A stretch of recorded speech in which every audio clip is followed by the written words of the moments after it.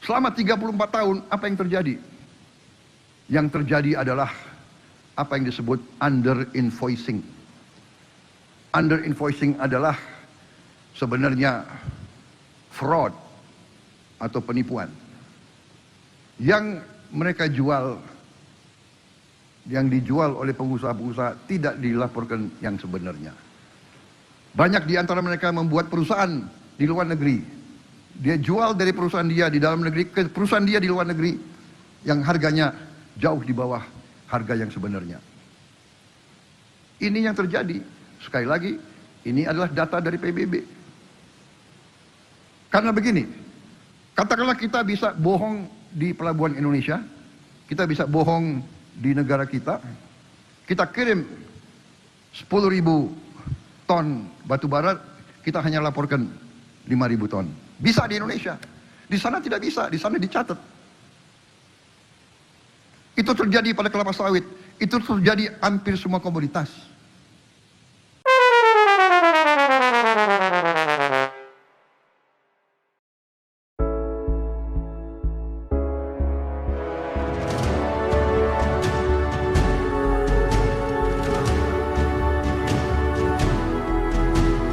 Agak mengejutkan, Presiden Prabowo Subianto pada pidatonya tanggal 20 Mei di hadapan Majelis Permusyawaratan Rakyat dan Dewan Perwakilan Rakyat membongkar modus penipuan yang banyak dilakukan selama puluhan tahun oleh para pengusaha dan eksportir sumber daya alam Indonesia. Pernyataan ini menyasar seluruh pihak, para pengusaha terutama yang bergerak di dalam eksploitasi dan perdagangan sumber daya alam, sahabat semua. Namun pertanyaannya kemudian, kita tahu Presiden Prabowo Subianto juga adalah pemain atau pengusaha di bidang pengelolaan sumber daya alam, sahabat semua. Kita tahu beliau juga memiliki banyak perusahaan.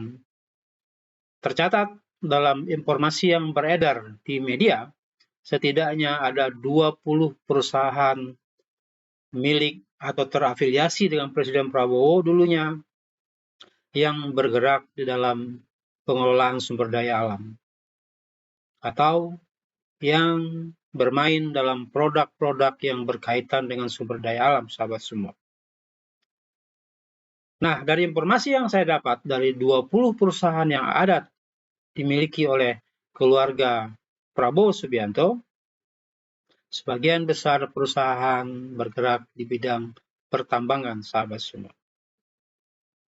Nah, pertanyaannya kemudian, apakah pernyataan Prabowo tadi yang membongkar praktek-praktek penipuan, under invoicing yang banyak dilakukan oleh para pengusaha dan eksportir di bidang sumber daya alam, ternyata sebetulnya juga dilakukan oleh perusahaan-perusahaan milik Prabowo Subianto sendiri atau terafiliasi dengan grup perusahaan Prabowo Subianto, sahabat semua. Kita akan bahas itu lebih jauh, sahabat semua. Namun, sebelum itu, mari kita dengarkan kembali bagaimana detailnya uraian, modus, dan perbuatan yang diungkap Presiden Prabowo di dalam pidatonya di hadapan Dewan Perwakilan Rakyat, sahabat semua. Tanggal 20 Mei lalu bertepatan dengan Hari Kebangkitan Nasional, sahabat semua. Mari kita dengarkan. Itu adalah penipuan di atas kertas. Ada lagi penyeludupan. Ada lagi penyeludupan melalui pelabuhan.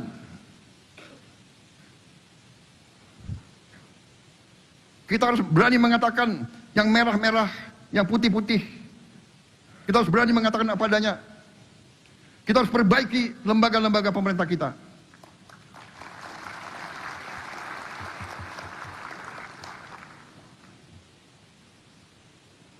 Biaya cukai harus kita perbaiki. Saya masih ingat di zaman Orde Baru, saking parahnya biaya cukai, kita tutup biaya cukai. Kita outsourcing ke swasta. Dan penghasilan negara naik. Apa nggak sedih itu?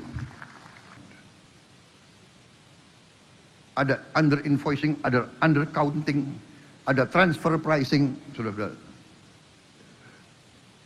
Banyak di antara kalian senyum, mungkin di antara kalian ada pengusaha-pengusaha juga di ruangan ini. Berarti tahu apa yang saya bicara itu keadaan yang sebenarnya, saudara-saudara sekalian. Kita sudah hitung, kita sudah pakai random, kita tahu bahwa perbedaan antara yang dilaporkan yang tidak dilaporkan itu sering mencapai 50%. Hitungkan, kita perkirakan potensi uang yang bisa kita selamatkan dari kebocoran-kebocoran itu adalah 150 miliar dolar satu tahun. Potensi. Apa kita mampu atau tidak? Tergantung. Keberanian kita, tergantung tekad kita, tergantung apa kita bisa bekerja sama dengan baik atau tidak. 150 miliar per tahun. Itu besaran angka yang disebut oleh Presiden Prabowo, sahabat semua. Bila kita hitung itu sejak 22 tahun yang lalu, entah sudah berapa ratusan triliun kerugian keuangan negara akibat tindakan penipuan yang dilakukan oleh para pengusaha di bidang pengelolaan sumber daya alam, sahabat. Para eksportir yang kata Prabowo tadi tidak hanya melakukan under invoicing, tapi juga transfer pricing, under accounting, dan penyelundupan, sahabat semua.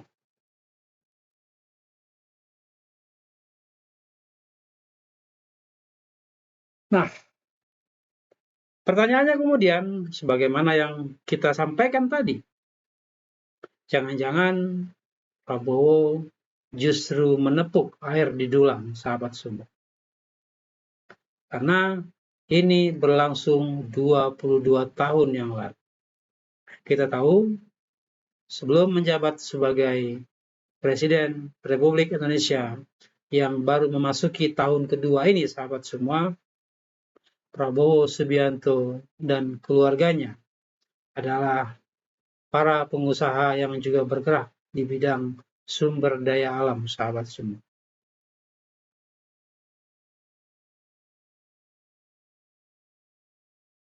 Mari kita cermati beberapa data yang sempat rilis di media massa terkait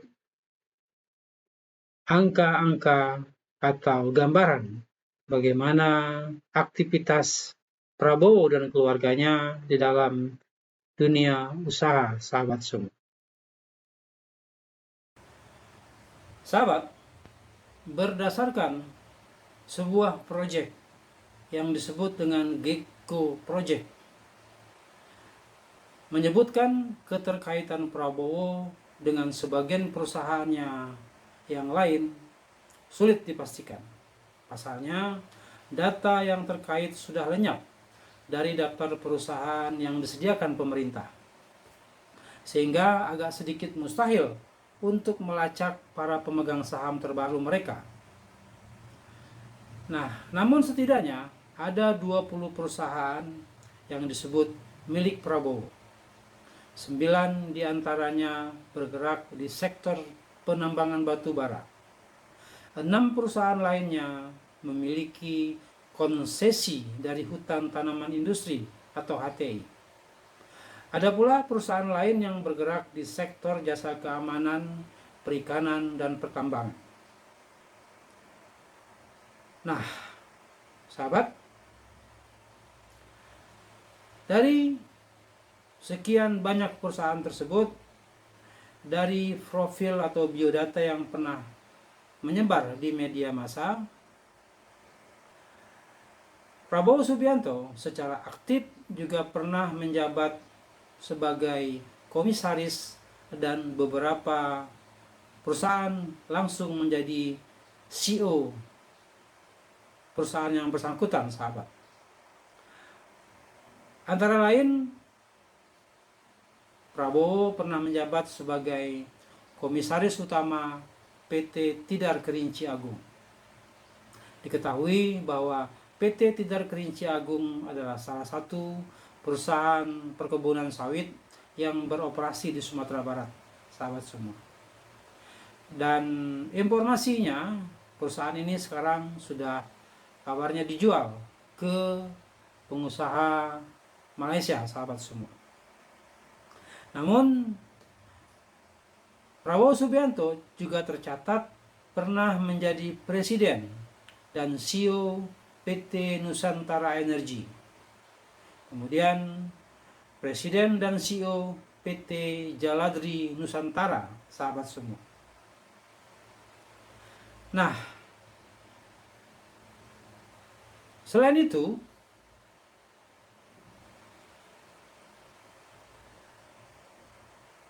berdasarkan data yang dirilis oleh beberapa lembaga, antara lain dikutip di laman Warta Ekonomi, sahabat semua. Setidaknya ada 8 perusahaan yang terkait dengan Prabowo Subianto yang bergerak di bidang pengelolaan sumber daya alam masih beroperasi sampai saat ini, sahabat semua. Yang pertama yaitu PT Tusam Hutani Lestari. Perusahaan ini bergerak di Provinsi Aceh. Areanya meliputi kawasan pegunungan di Aceh Tengah yang dikelilingi pohon pinus merkusi. Pinus ini menjadi bahan baku utama kertas gelondongan, sahabat semua. Konsesi PT Tusam Hutani Lestari kabarnya berlaku hingga 2042 dengan luas konsesi seluas 97.300 hektar. Kemudian yang kedua, ada PT Tanjung Redep Hutani. Perusahaan ini bergerak di bidang kehutanan dan perkebunan, terletak di Kabupaten Berau, Kalimantan Timur, dengan luas area perkebunan 180.350 hektar. Perizinan dan hak pengelolaan perusahaan ini berlaku hingga tahun 2035, sahabat semua. Kemudian yang berikutnya PT Kiani Lestari. Perusahaan ini bergerak dalam pengolahan kertas dan bubur kertas yang terkenal dimiliki Prabowo, berlokasi di Kalimantan Timur. Luas area industri ini 223.500 hektar, sahabat semua. Sebelumnya Kiani ini adalah milik pengusaha Bob Hasan. Kemudian Prabowo Subianto membeli perusahaan itu dan namanya berubah menjadi PT Kertas Nusantara. Nah, perusahaan berikutnya adalah PT Belantara Pusaka, sahabat semua. Perusahaan yang berlokasi di Kalimantan Timur dengan luas area perkebunan 15.610 hektar, memiliki hak pengelolaan hingga 2035, sahabat semua. Nah, ada juga PT Kiani Hutani Lestari. Perusahaan ini bergerak di bidang kehutanan dan perkebunan yang berlokasi di Kalimantan Timur dengan area perkebunan seluas 53.083 hektar, sahabat semua. Dan berikut adalah Nusantara Energi. Perusahaan ini didirikan pada bulan November 2001 oleh Prabowo Subianto. Ini juga dibangun bersama Johan Teguh Sugianto dan Wijoyo Haryanto sebagai holding perusahaan yang mengkonsolidasikan berbagai sumber daya yang bergerak di bidang pengelolaan pertambangan dan sumber daya alam, sahabat semua. Nah, yang berikut adalah Nusantara Kaltim Co. merupakan anak perusahaan dari Nusantara Energi yang didirikan pada tahun 2005 memiliki hak konsesi meliputi area seluas 60.000 pertambangan batubara di Kabupaten Kutai Timur, sahabat semua. Kabupaten Kutai Timur, Provinsi Kalimantan Timur. Nah, berikutnya ada PT Jaladri Swadesi Nusantara. Ini merupakan perusahaan yang bergerak di bidang perikanan, yaitu penangkapan ikan komersial yang didirikan pada bulan September tahun 2001. Memiliki sebuah armada senilai 10 juta dolar AS. Operasi armada dimulai pada 2002 dan berhasil mencapai produksi 1.000 ton ikan tuna per bulan, sahabat semua. Nah, itu 8 perusahaan atau profil 8 perusahaan di antara 20 perusahaan yang ditengarai dimiliki oleh Prabowo Subianto dan keluarga Prabowo Subianto, sahabat semua. Nah, dengan kondisi yang demikian, ketika Prabowo berbicara soal praktek-praktek penipuan yang dilakukan oleh berbagai pengusaha pengelolaan sumber daya alam, sawit, penambangan, ya, batu bara, nikel, dan lain-lain sebagainya, sahabat semua. Pertanyaannya kemudian, apakah perusahaan-perusahaan milik Prabowo atau yang berafiliasi kepada keluarga Prabowo tidak juga melakukan praktek yang semacam itu, sahabat semua? Nah, jadi memang harus jelas dan clear. Tidak bisa Presiden Prabowo hanya mengungkap praktek-praktek penipuan yang merugikan keuangan negara yang dikatakan hampir 150 miliar dolar US per tahun sejak 22 tahun sebelumnya, sahabat semua. Dan inilah yang menurut Prabowo membuat miskin negara Indonesia, sahabat semua. Inilah yang membuat kita kaya dengan sumber daya alam, tetapi kita tidak pernah berada di dalam posisi negara-negara yang disegani dari sisi kemakmuran, sahabat semua. Bahkan di antara negara-negara G20, kita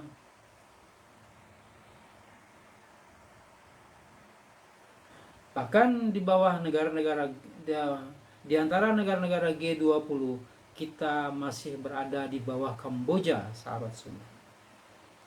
Mari kita ikuti lagi. Sumber daya alam kita melimpah. Kita punya komunitas-komunitas yang sangat berharga. Batu bara kita, nikel kita, tembaga kita, minyak kelapa sawit kita, logam tanah jarang, kekayaan laut yang melimpah. Saudara-saudara sekalian, Indonesia adalah pengekspor minyak kelapa sawit terbesar di dunia.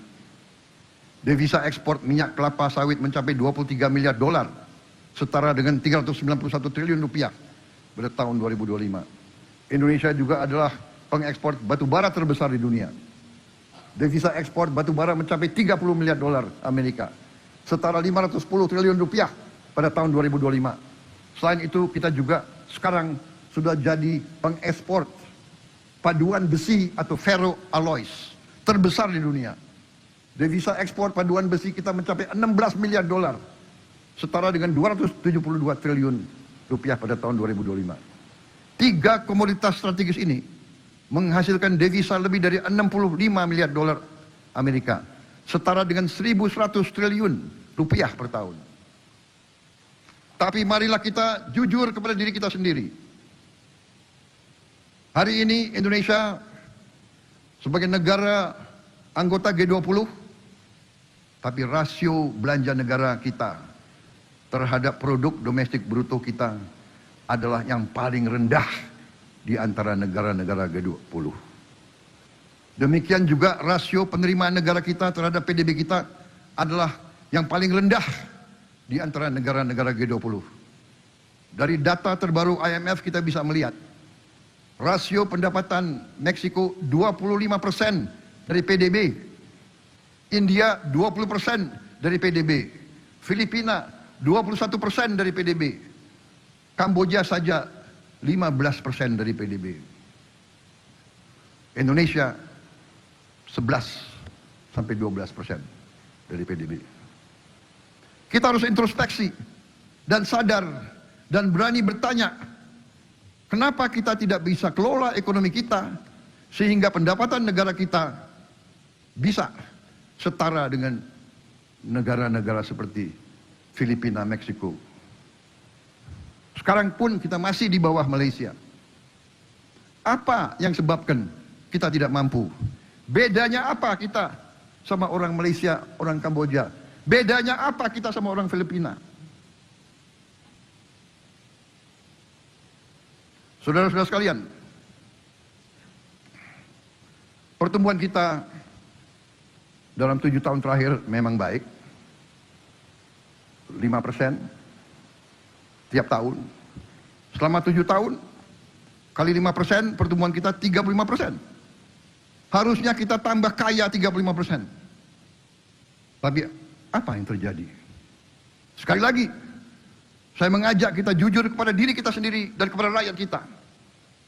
Ini mungkin menyakitkan bagi kita. Saya merasa setelah saya terima data-data ini, beberapa minggu setelah saya jadi presiden, saya merasa seolah saya dipukul di ulu hati saya. Saudara-saudara sekalian, 7 tahun kali 5%, 35% ekonomi kita tumbuh. Tapi rakyat kita yang miskin tambah dari 46,1% naik jadi 4,9%. 8% naiknya. 3% naiknya lebih. Yang kelas menengah turun. Saudara-saudara, saya bertanya di hadapan majelis yang terhormat ini. Saya bertanya kepada semua partai politik, semua ormas. Saya bertanya kepada semua pakar-pakar dan semua guru besar. Bagaimana bisa pertumbuhan 35% tapi kelas menengah menurun? Kemiskinan meningkat. Rugi. Ekspor kita selalu lebih daripada impor kita. Kalau ilmu dagang berarti yang kita jual adalah lebih banyak dari yang kita beli. Harusnya negara ini tidak pernah akan mengalami krisis ekonomi. Tapi apa yang terjadi? Yang terjadi adalah keuntungan kita yang selama 22 tahun adalah 436 miliar dolar, yang keluar adalah 343 miliar dolar. Ini angka-angka dari PBB.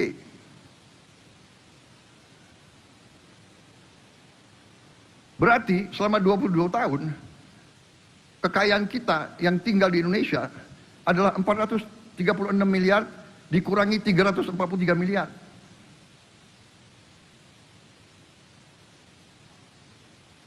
Saudara-saudara sekalian, ini yang sebabnya gaji-gaji guru kecil, gaji-gaji aparat penegak hukum kecil, gaji-gaji ASN kecil. Ini yang selalu anggaran tidak cukup, anggaran tidak kuat, dan sebagainya. Selama 34 tahun, apa yang terjadi? Yang terjadi adalah apa yang disebut under-invoicing. Under-invoicing adalah sebenarnya fraud atau penipuan. Yang mereka jual, yang dijual oleh pengusaha-pengusaha tidak dilaporkan yang sebenarnya. Banyak di antara mereka membuat perusahaan di luar negeri. Dia jual dari perusahaan dia di dalam negeri ke perusahaan dia di luar negeri yang harganya jauh di bawah harga yang sebenarnya. Ini yang terjadi. Sekali lagi, ini adalah data dari PBB. Karena begini, katakanlah kita bisa bohong di pelabuhan Indonesia, kita bisa bohong di negara kita kirim 10.000 ton batu bara, kita hanya laporkan 5.000 ton. Bisa di Indonesia. Di sana tidak bisa, di sana dicatat. Itu terjadi pada kelapa sawit, itu terjadi hampir semua komoditas. Nah, sahabat, selama 34 tahun, kata Prabowo tadi, kerugian negara akibat under invoicing, penipuan pencatatan ekspor yang dilakukan oleh para pengusaha itu mencapai 15.400 triliun rupiah, sahabat semua. Bayangkan, inilah yang pada akhirnya menyebabkan kenapa kita tidak mampu membayar gaji guru dengan besar, kata Prabowo. Mengapa kita tidak mampu untuk mensejahterakan rakyat secara maksimal? Dan yang menarik, Prabowo juga menyentil yang dia perhatikan juga ada di antara anggota DPR yang senyum-senyum mendengar pemaparannya. Prabowo menduga ada juga di antara Anda yang juga adalah pengusaha. Tahu semua dengan fakta-fakta yang saya sungkapkan ini, kata Prabowo. Tapi hati-hati, Pak Prabowo, Anda juga memiliki latar belakang dunia usaha yang sudah kita gambarkan tadi. Jadi harus mendapatkan jaminan yang kuat bahwa perusahaan-perusahaan yang terafiliasi dengan Presiden Prabowo tidak terlibat berbagai praktik penipuan dalam ekspor dan penjualan sumber daya alam, sebagaimana yang disebutkan oleh Presiden Prabowo tadi, sahabat semua. Dan tentunya kita menunggu sikap tegas dan langkah yang konkret. Penyakitnya sudah jelas diketahui bahwa kekayaan sumber daya alam kita yang melimpah selama ini ternyata memang tidak dinikmati hasilnya oleh rakyat Indonesia. Tidak dinikmati hasilnya oleh masyarakat adat, oleh masyarakat lokal, yang pada akhirnya sering juga tersingkir dari praktek-praktek pengelolaan atau praktek-praktek eksploitasi batu bara, nikel, menjadikan tanah adat sebagai kebun sawit dan lain sebagainya. Semua upaya itu sering menyingkirkan masyarakat dari kehidupannya yang layak, sahabat semua. Dan ternyata juga setelah seluruh hasil sumber daya alam itu dikeruk, ya, kemudian dijual ke luar, ternyata praktek-praktek penipuan pun masih berlangsung, sahabat semua. Under invoicing, under akun transfer pricing, penipuan, penyelundupan, dan lain sebagainya. Ternyata ini yang terjadi selama 34 tahun terakhir, sahabat semua. Nah, kita paham, kita mengetahui Presiden Prabowo sudah paham betul penyebab kemiskinan yang melanda Indonesia sampai saat ini, sahabat semua. Itu praktek culas, praktek korupsi, kolusi, dan nepotisme antara dunia usaha dengan birokrasi pemerintahan. Tadi Presiden Prabowo menyebut bea cukai. Karena pada suatu waktu kita menonaktifkan bea cukai, menyerahkan kepada swasta pengelolaan urusan-urusan yang menyangkut bea cukai. Hasilnya jelas memberi keuntungan yang signifikan kepada penerimaan negara. Nah, tentunya kita menunggu langkah tegas dan konkret dari Presiden Prabowo setelah pidato ini disampaikan, sahabat semua. Kita tidak ingin ini hanya sekedar menjadi retorika, menjadi omon-omon yang pada akhirnya tidak ada realisasi tindakan konkret yang dilakukan oleh pemerintah, sahabat semua. Kita tunggu saja apa langkah tegas dari pemerintah untuk menertibkan pengusaha-pengusaha jahat, culas, dan penipu yang menjadi maling-maling pengelolaan sumber daya alam kita selama ini, sahabat semua. Rakyat berhak marah, rakyat berhak emosional dengan kondisi ini, sahabat semua, menurut saya. Dan tentunya kita menunggu realisasi yang tegas dari Presiden Prabowo. Demikian catatan hukum kita. Terima kasih sudah menyaksikan. Salam.